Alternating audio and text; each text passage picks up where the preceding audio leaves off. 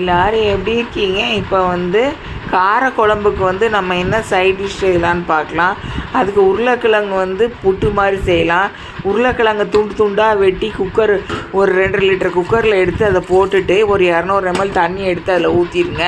அதுக்கப்புறம் cooker medium ஃப்ளேமில் case flame வச்சுட்டு ஆவி வந்தோடனே வெயிட்டை போட்டுட்டு ஒரு விசில் வந்தோடனே ஆஃப் பண்ணிடுங்க.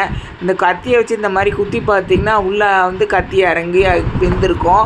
அப்புறம் இந்த ஆற வச்சுட்டு தோலெல்லாம் உரிச்சிட்டு அந்த உருளைக்கிழங்கு இந்த மாதிரி அமுக்கி அமுக்கி எடுத்துக்கோங்க. இது விருதுநகர் ஆச்சி சமையல் தமிழ். இதை சப்ஸ்கிரைப் பண்ணுங்கள். இந்த பேன் ஒன்று வச்சுட்டு அதில் 2 ஸ்பூன் எண்ணெய் ஊற்றிட்டு கடுகு உளுந்தம்பருப்பு போட்டுட்டு வெங்காயம் போட்டுட்டு ஒரு 3 மிளகா வத்தலை கிள்ளி போட்டுட்டு உப்பு 1 ஸ்பூன் போட்டுக்கோங்க. அப்புறம் அந்த உருளைக்கிழங்கு உரிச்சி வச்சதை நல்லா வதக்குன்னு வதக்குங்க. குழந்தைங்க இதை விரும்பி சாப்பிடுவாங்க.